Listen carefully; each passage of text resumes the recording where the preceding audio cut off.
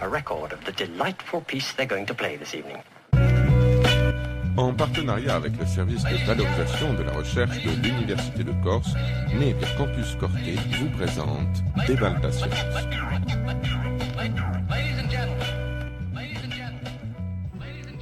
Bonjour à tous, chers auditeurs, bienvenue sur Radio Nebia 90.6 dans Débalta Science. Aujourd'hui, j'ai le grand plaisir de recevoir Marie Dolcero que j'enjoins à se présenter.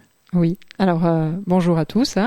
Je m'appelle donc, comme l'a si bien dit Julien, Marie-Amélie Dolcero et je suis doctorante en sciences de l'éducation. Donc mes directeurs de thèse, c'est Bruno Garnier et Claude Dévy, qui donc en sciences de l'éducation et en psychologie pour la dernière.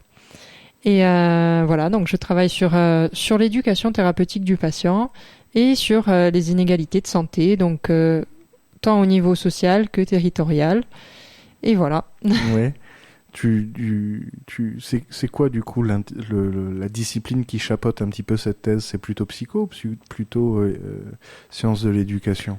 Alors je dirais que c'est un savant mélange, et c'est même au-delà de ça, c'est interdisciplinaire en fait, parce qu'on a des sciences de l'éduc, de la psychologie, beaucoup de sociologie aussi, mais pas que. On a beaucoup de sciences médicales, sciences infirmières.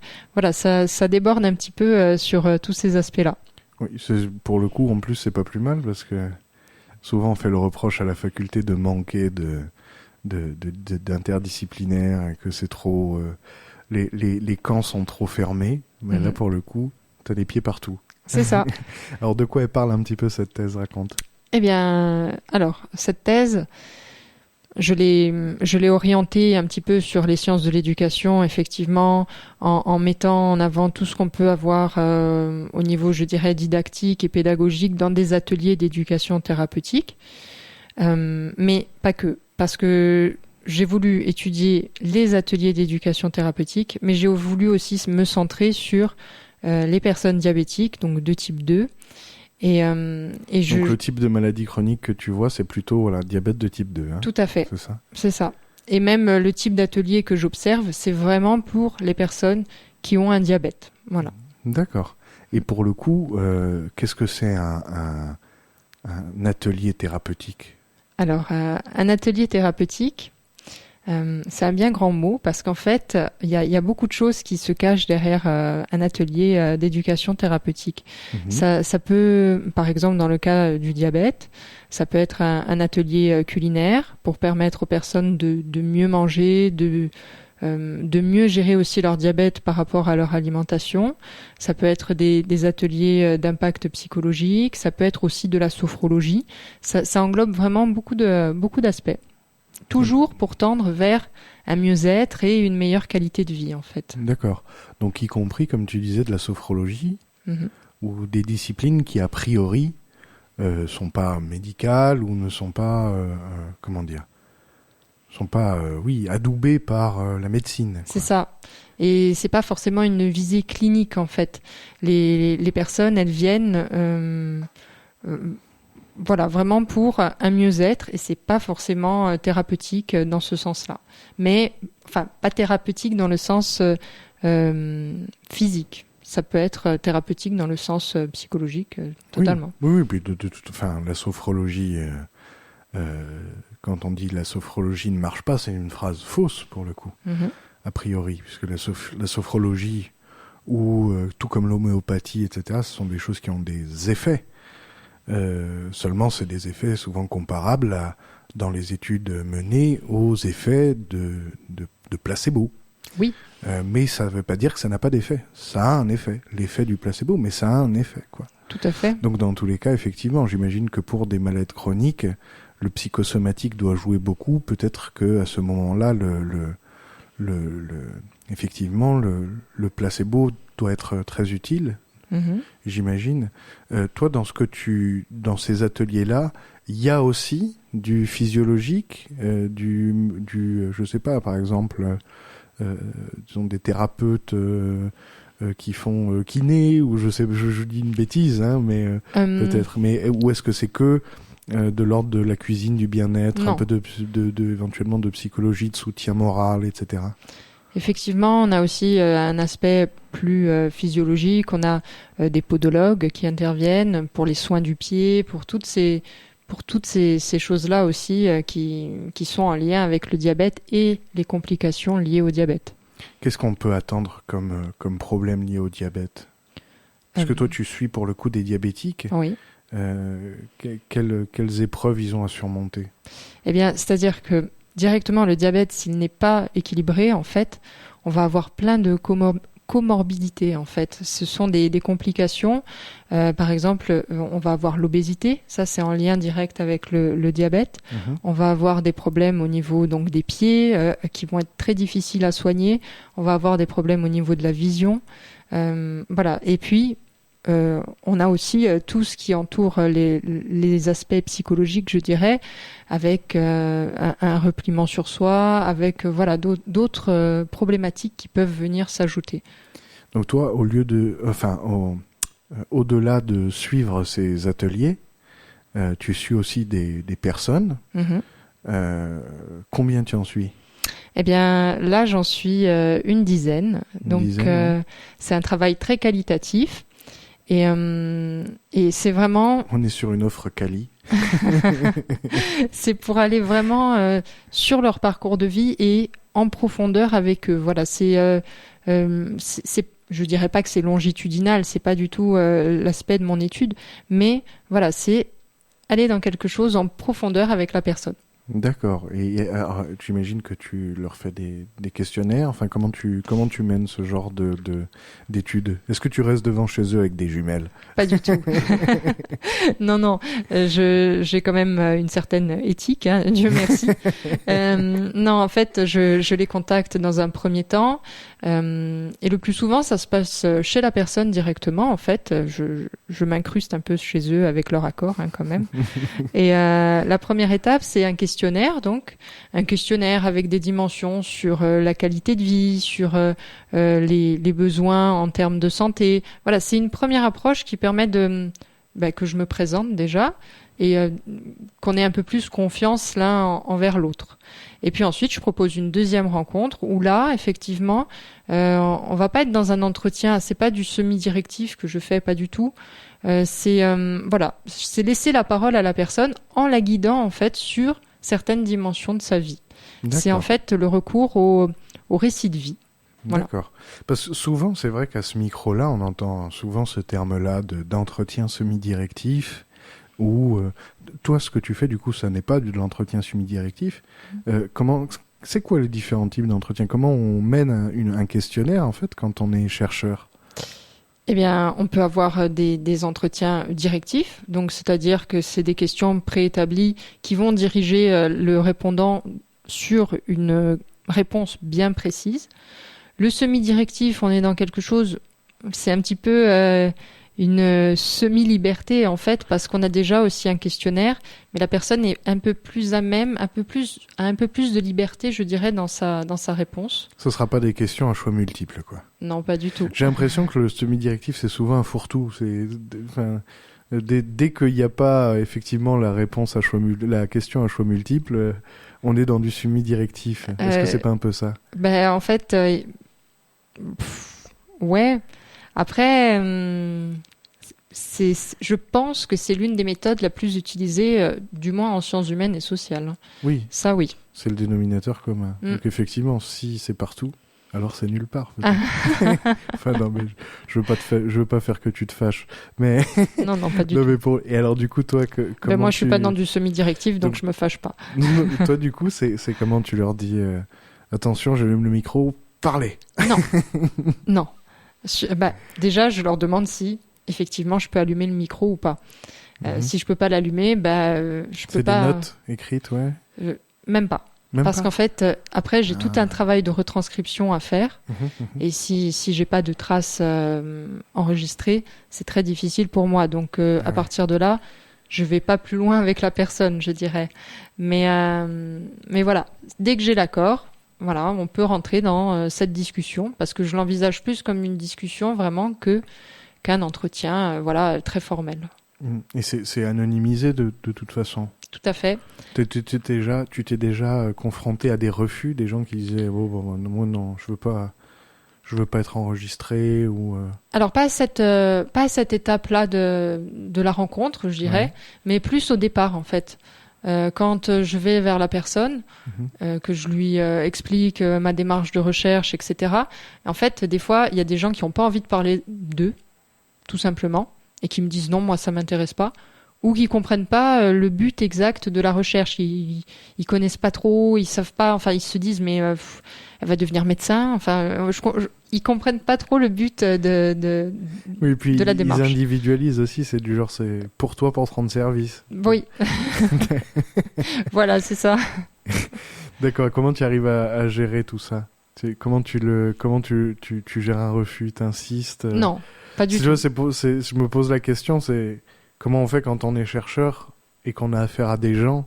Des fois, c'est un peu délicat, quoi. Ben oui, mais en fait, je balaye le refus, je dis très bien, bonne continuation, et puis je me retourne. On parle souvent de mortalité, je dirais méthodologique, et là c'est force est de constater que ça existe. D'accord, mais tu as eu quand même un gros vivier de diabétiques, tu as pu quand même retomber sur tes pattes. Oui, alors bien souvent. Parce que là tu disais une dizaine, mais du coup c'est un choix, c'est pas parce que il y en a 130 qui t'ont dit non, quoi. Non. C'est vraiment un choix de m'orienter sur un petit effectif. Mais dès que j'ai eu des refus, en fait, j'ai pu me retourner facilement parce que je contactais les associations de patients, les établissements de santé ou même des professionnels de santé libéraux qui me mettaient en relation avec des personnes diabétiques. D'accord. Alors, on va faire une petite pause musicale et on se retrouve tout de suite après.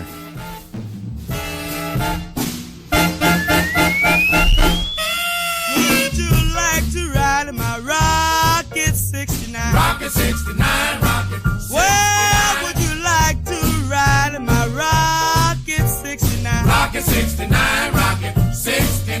With a sweet man like you, we could have such a wonderful time. Rocket 69, Rocket 69. You'll have to hold tight, Papa, while I go into my speed. Rocket 69, Rocket 69. Well, you'll have to hold tight, Papa, while I go into my speed. Rocket 69, Rocket 69.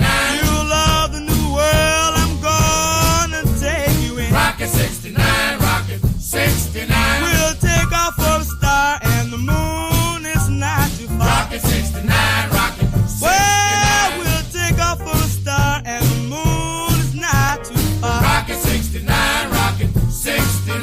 We'll ride and glide and be so satisfied. Rocket 69, Rocket 69. Stand by, the rocket is ready to fly.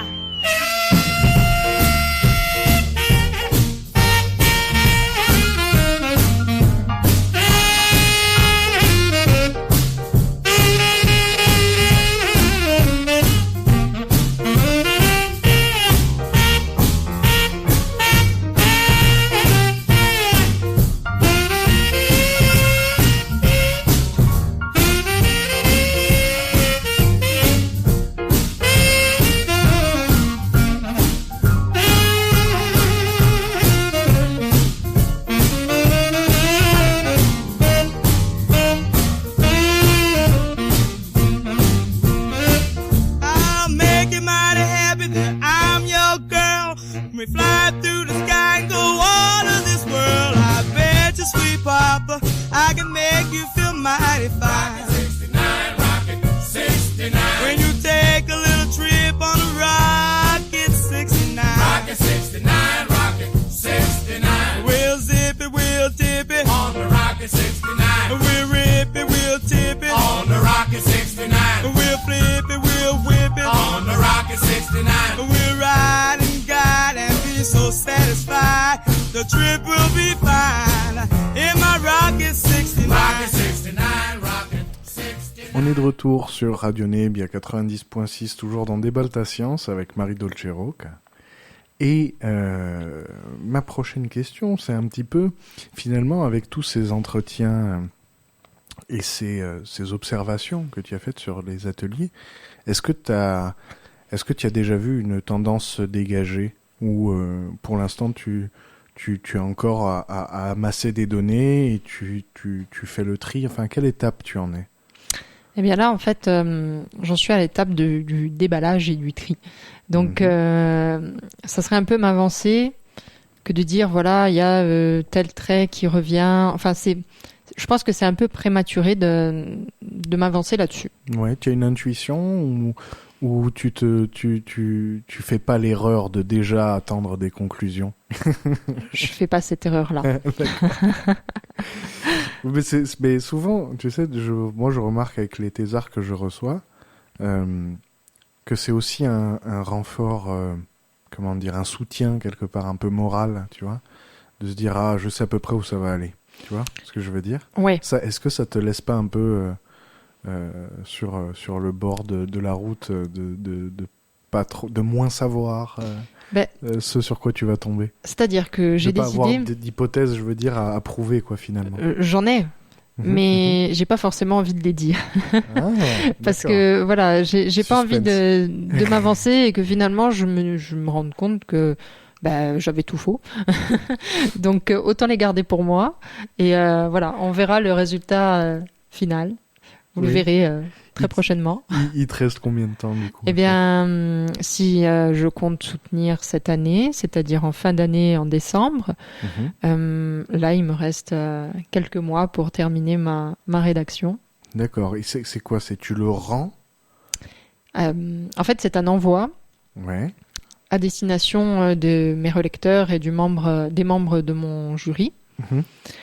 Et puis après, c'est une question de préparation jusqu'à la soutenance finale.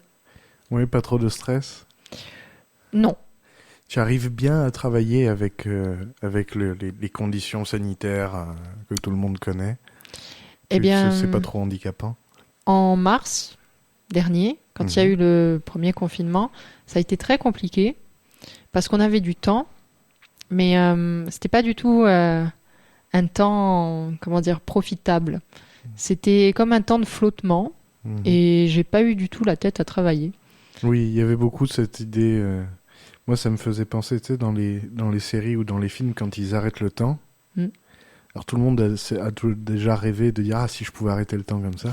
Mais en fait, tu te rends compte que si tu arrêtes le temps, tu peux plus rien faire parce que le monde est arrêté autour. C'est ça. Et puis on était un petit peu dans une espèce de sidération de tout ce qui se passait. Et finalement, c'était pas productif du tout. Au contraire, c'était très contre-productif, selon moi. Oui. Comment tu arrives à t'en sortir, même, j'ai envie de dire, à un niveau bassement matériel? On voit en ce moment beaucoup de sujets sortir sur les étudiants qui sont en galère, etc., etc. C'est quelque chose que tu vois ou par quoi tu es touché? Alors, personnellement, non, mais c'est vrai que je le vois. Parce que je donne des cours aussi en sciences de l'éducation et je le vois surtout dans l'absentéisme. Sur le fait de ne pas être là, ça veut dire quelque chose aussi. Et quand les étudiants sont en présentiel, il y a des éléments en fait que j'ai jamais vus les années précédentes. Des éléments, j'entends par là de l'entraide.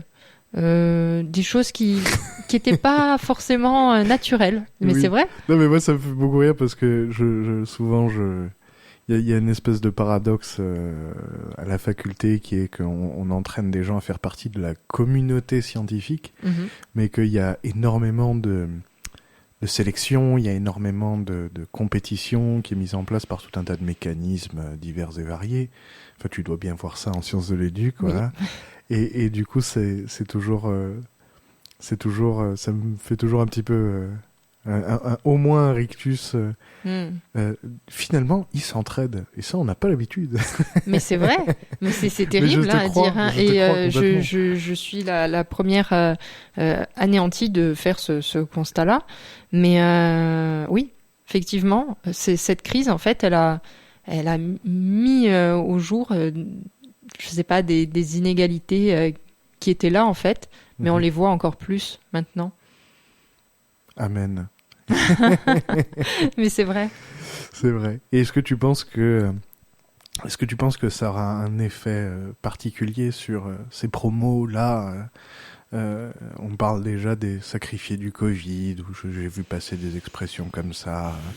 Est-ce que tu as l'impression que ça pourrait avoir un impact sur la recherche ou sur la qualité du travail de recherche qui est fourni à l'université ? Alors, travail de recherche, tu dis des étudiants ou des... Ça peut être des étudiants ou éventuellement même des chercheurs. Je pense, dans tous les cas, si tu veux, tous les champs de production sont touchés par cette affliction. Mais est-ce que le champ de la recherche le sera aussi ? Comment tu le sens, toi ? Est-ce que tes antennes vibrent sur ces sujets-là ? Je pense que fatalement, ça va aussi avoir un impact sur la recherche, oui. Après, ce qui est une occasion aussi de pouvoir se saisir de ce sujet et de travailler dessus. De faire de la recherche là-dessus. Tout à fait. Mais oui. Ça il manque pas d'air. Hein. Toute l'audace de la doctorante. Oui. Ah ouais, oui, c'est génial. Mais pour le coup, comme tu disais, toi, c'est vrai que tu es dans une thèse qui est interdisciplinaire, qui a pas on va dire, de gros chapeaux physiques, mathématiques, etc. Ça peut être effectivement une bonne occasion de faire de l'interdisciplinaire, ce contexte sanitaire. Toi, comment dire,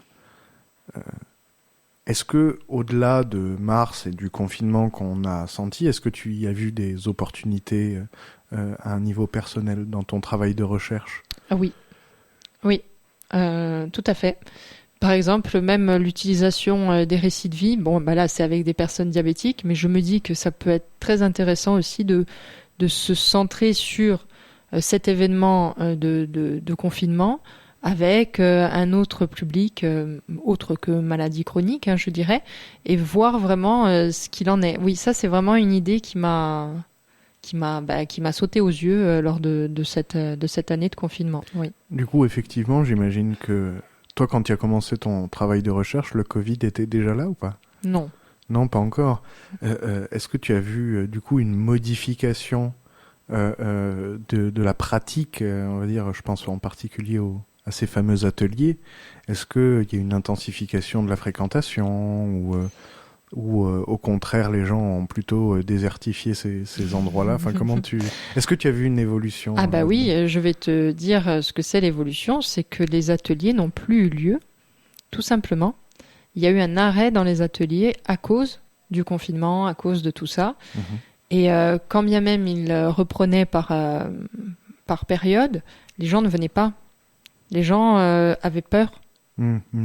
Donc tu as constaté un effet, y compris sur les gens que tu observes.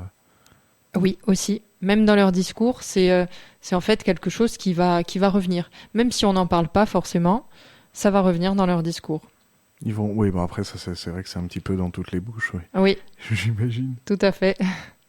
Alors, une fois qu'on fait une thèse comme ça, quelles sont les possibilités derrière ? Enfin, j'ai envie de dire, bêtement, bassement, parce que c'est vrai que c'est une question tout à fait bas du front, mais qui t'embauche après ? Ah, qui m'embauche ? Eh bien... C'est un appel que je lance. Eh bien, en fait, toutes les entreprises ou les associations ou les collectivités qui ont une mission, je dirais, de promotion de la santé, d'éducation à la santé. Ça peut être tout à fait ça. Ça peut être aussi le monde de l'enseignement supérieur, en l'occurrence. Et ça peut être aussi une aventure à l'international, pourquoi pas ? Oui. Oui. Je sais pas, hein. Je pose la question. Mais oui. Je pose la question. C'est vrai qu'on fait souvent le reproche aux sciences humaines d'être des thèses ou des docteurs qui, au final... trouvent pas de boulot derrière. Donc en général, je pose la question pour leur donner tort. Tu vois ? Vous voyez, il y a plein d'employeurs possibles. Mais oui, en fait, je pense qu'il faut savoir s'adapter. Effectivement, faut pas se dire je vais travailler exactement dans la même branche que ce que j'ai fait jusqu'à présent. Mais oui, je suis persuadée, bon c'est peut-être parce que je suis optimiste aussi, C'est pas un défaut. Hein. Non, mais qu'il y a de belles possibilités pour la suite, même pour les gens issus des sciences humaines et sociales. D'accord. Eh bien, j'ai envie de dire, on arrive vers la fin de l'interview, qui a été trop courte. Est-ce que tu as un petit mot de la fin, un petit mot de courage à donner éventuellement à tes camarades, Alors, aux camarades thésards ou étudiants? Aux camarades thésards et étudiants, je leur souhaite énormément de courage et d'autonomie dans cette période très difficile. Et voilà, franchement, c'est un travail, je parle pour les thésards surtout, c'est un travail très solitaire, mais finalement, non, courage, vraiment. Un bon courage. Oui. C'est déjà très bien. Oui. Merci beaucoup, Marie. Chers auditeurs, on se retrouve très bientôt, toujours sur 90.6 Radio Neb, dans Des Belles ta Science. Je vous dis à bientôt.